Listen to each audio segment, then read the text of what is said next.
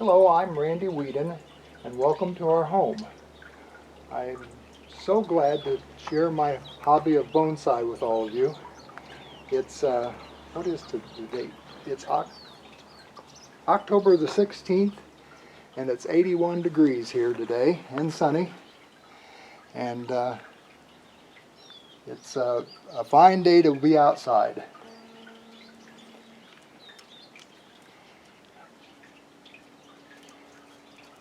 What you're seeing is a collection of plants that are pre-bonsai. These are all plants that I'm working with. Some of them have are a little farther in their development than others. Just for instance, this jade plant had no leaves and no roots on it when we got this. All I had to do was stick it in dirt and add some water, and it took off. That same thing applies for this one also.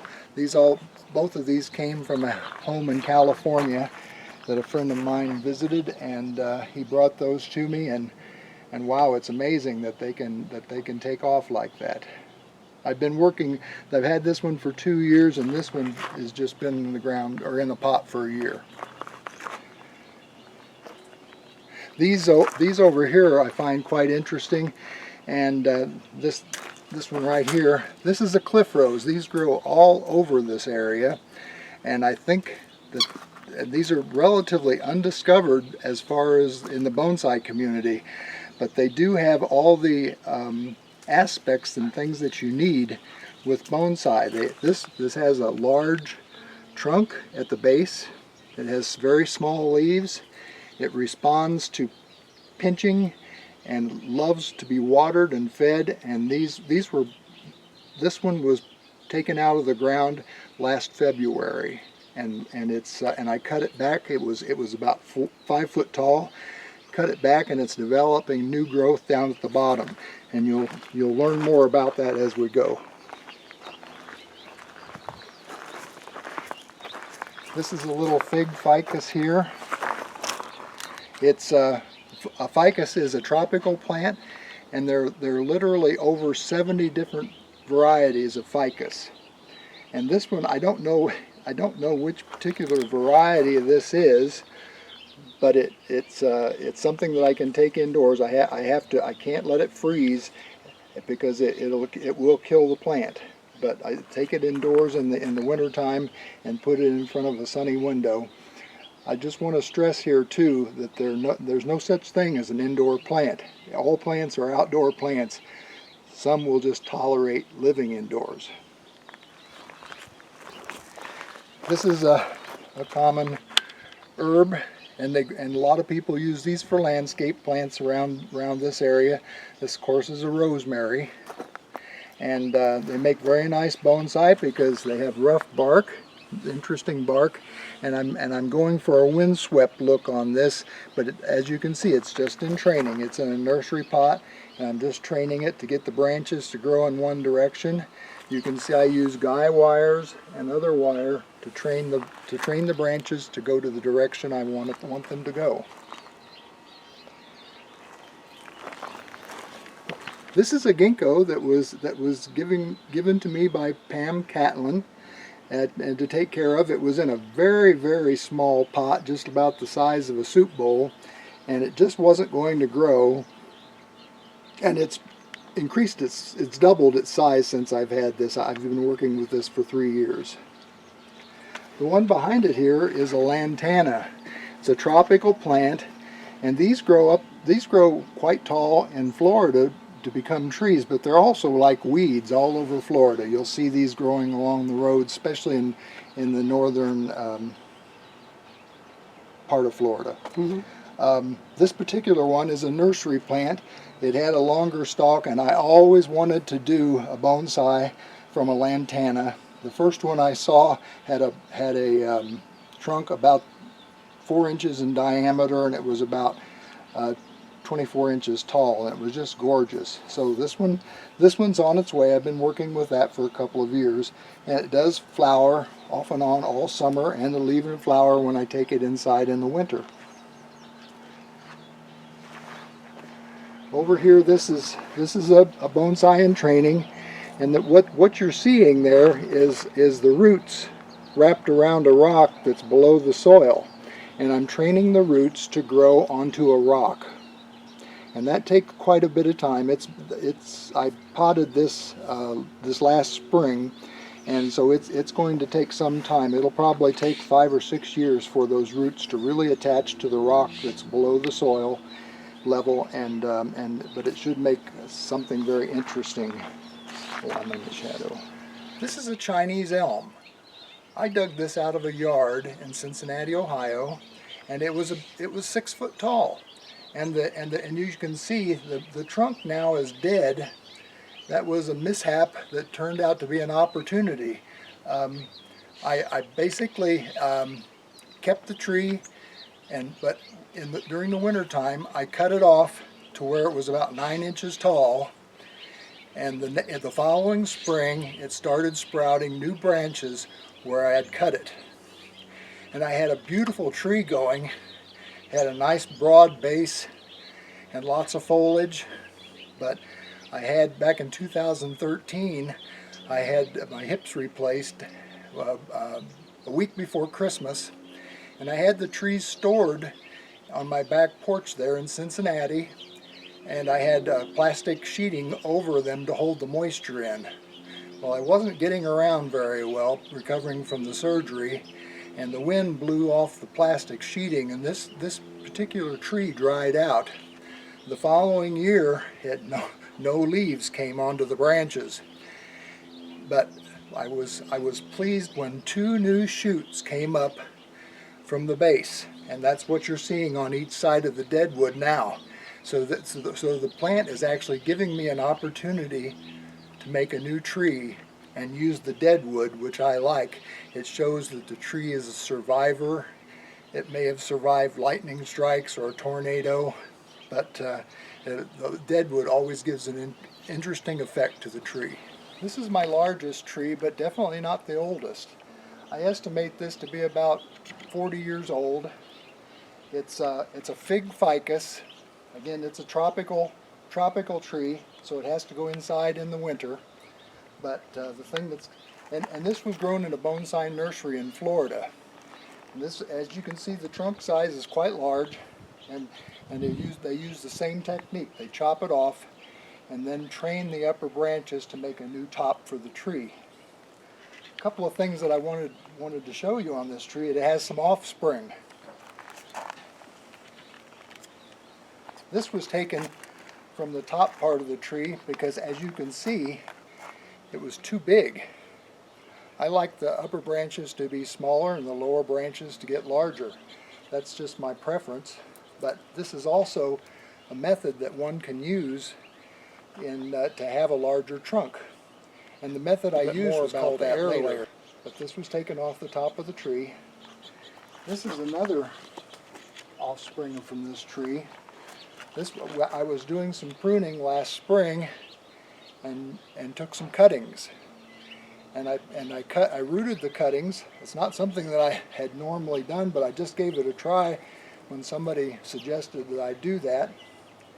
And so this is actually 2 cuttings that are planted side by side. I actually put a little electrical tape down at the base, and eventually they will become one trunk and one tree. And so that's a little trick that we use in bonsai, because to give the illusion of a more mature tree, you have a thicker trunk. So it's on its way to becoming. This is a honeysuckle. Honeysuckle is a plant that most people around Cincinnati hate because you just can't get rid of them. When I showed the members of my bonsai club back in Ohio that I had a honeysuckle, I didn't get a good response for that. But it still has a lot of possibilities for a tree. It has wonderful rough bark, the leaves are the right size, and it grows pretty profusely. But as you can see, the trunk's quite large now. I've been working with this for about 7 years. This is also a variety of ficus. It's a Green Island ficus, and and as you can see, the trunk's kind of unusual looking. This is a cascade style, by the way. It's supposed to duplicate a tree growing on the side of a cliff. This was done in Taiwan and imported into the United States by one by one of the members of my club. The ficus plants were actually grown up to what they called whips, and then they braided those together. As you can see little hints of that here. Braided those together, and it all becomes one tree, and there it is as a ficus cascade. Okay.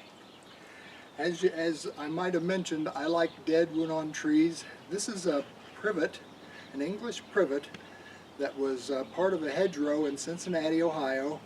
It was I got this off of a landscaper that was in our bonsai club, and he told me he tore it out after it had been in the ground for 35 years, and I've been working with it for 10. The interesting thing about privets, of course, the one thing about them, they have small leaves, and they grow profusely, but they have areas where they die off and just keep sprouting new leaves. And now this was quite tall when I got it.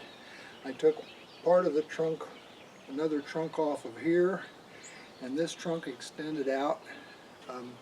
But you can see that there are live veins on this tree.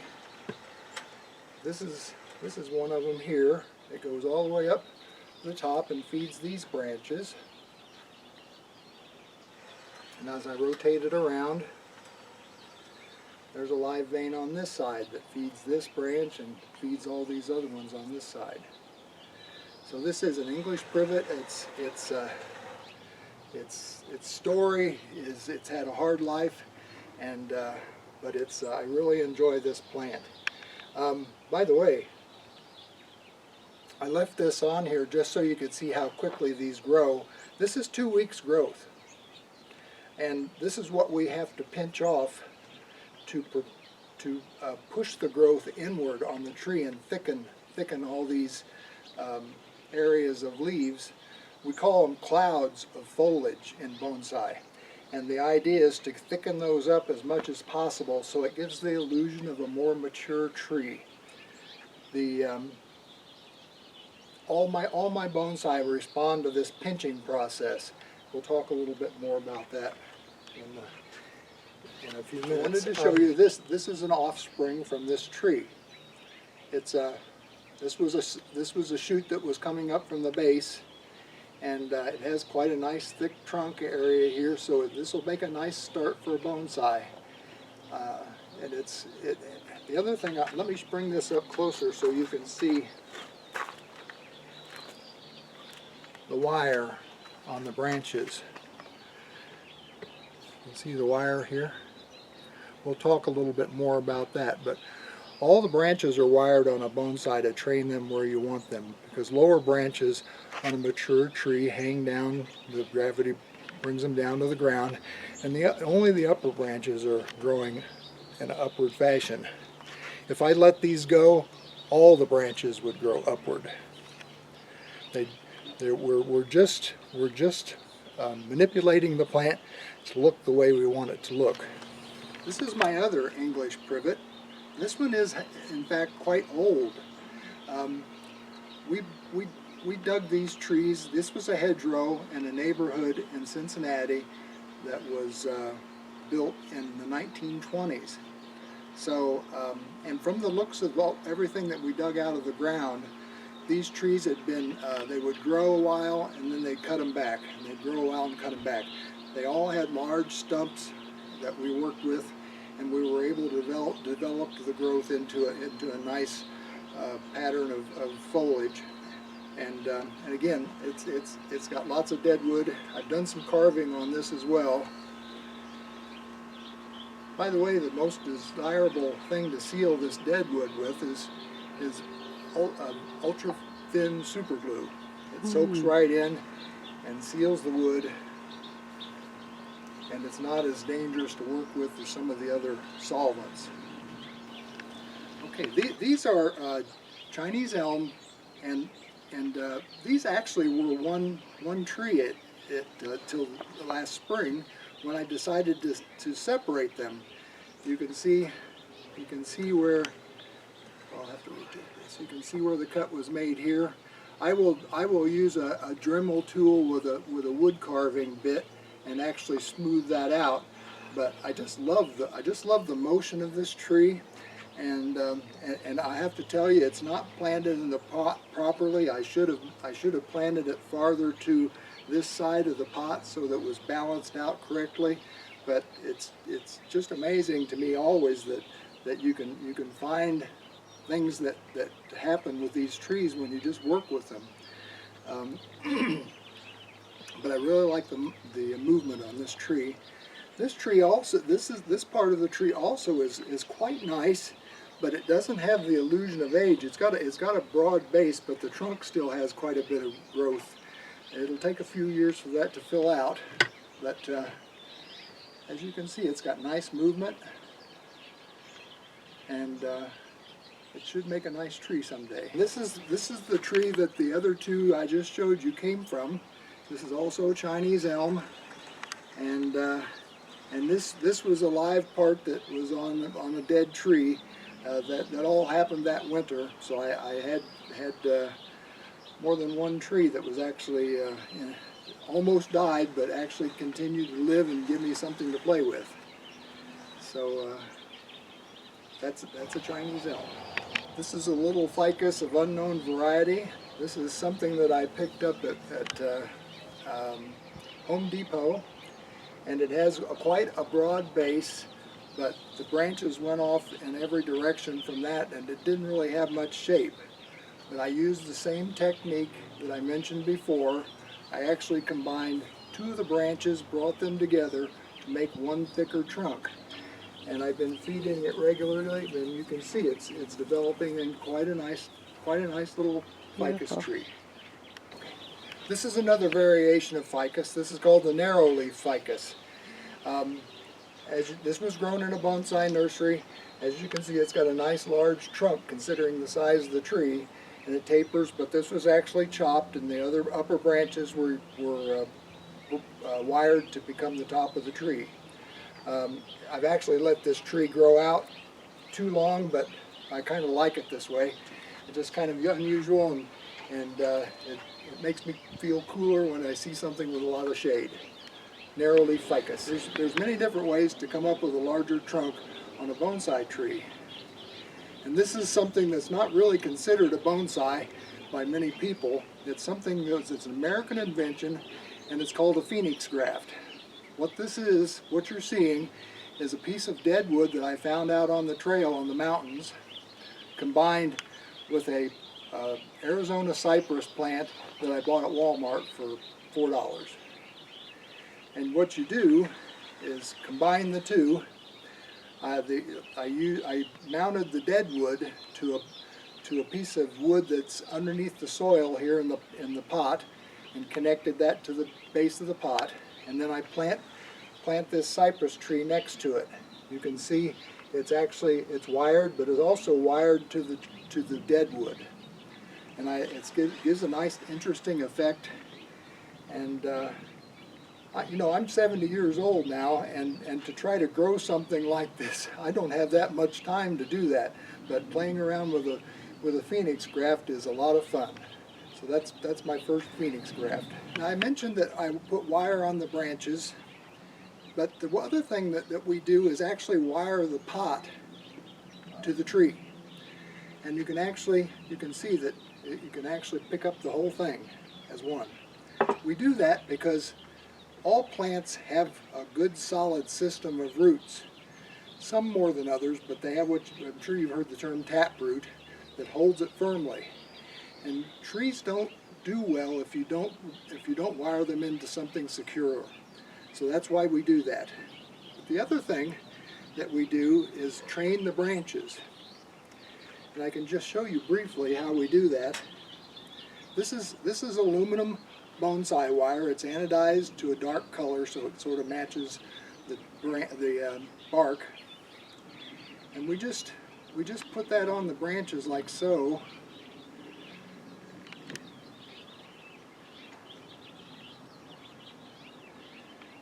when I was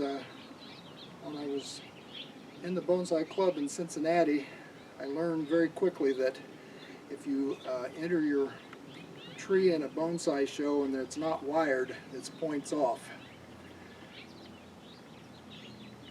So we do, I'll bring this up closer so you can see it.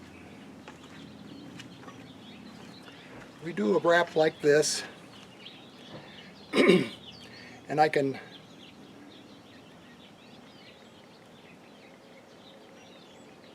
train this to be a lower branch on the tree.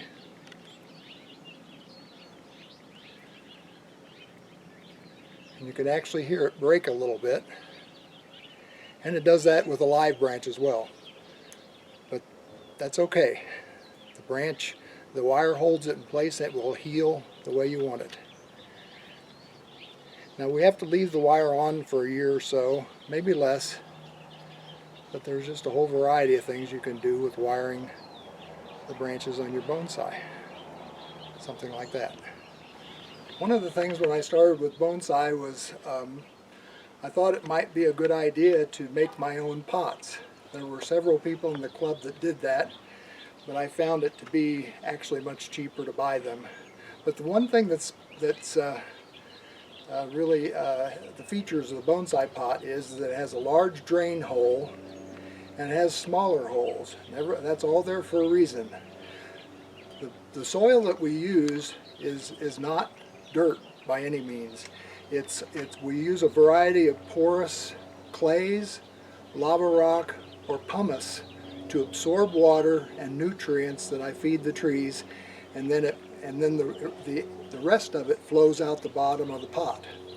We do put a screen. I use a needlepoint screen that you can buy at Walmart, and actually wire the screen into the hole in the pot.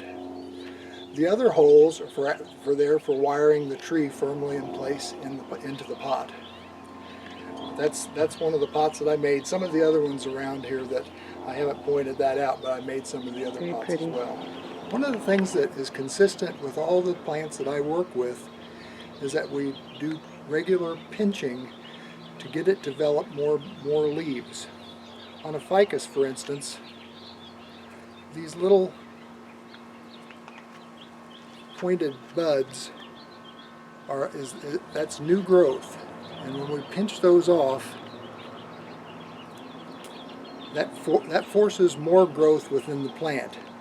The reason for that is that the new growth secretes a hormone into the plant to repress the growth on the rest of the plant.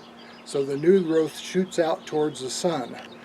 That hormone is called auxin, and it's consistent with conifers and maples, deciduous trees, and tropical trees. Auxin is actually the same thing that was produced synthetically as Agent Orange to suppress growth. But it is a very effective way to develop growth into the plant. Otherwise, they'll shoot out. If you trim them off afterwards, you don't increase the growth on this up close to the center of the plant. You're constantly pruning off new growth. When you keep the new growth pinched, everything grows faster.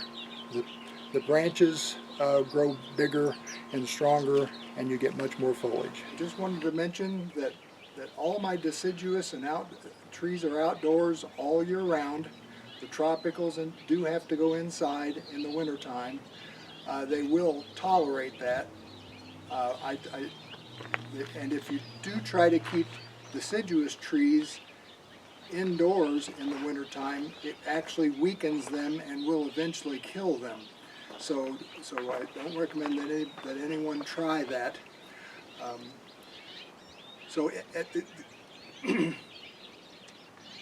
The other thing I wanted to mention is that you too can have your own national forest in your own backyard.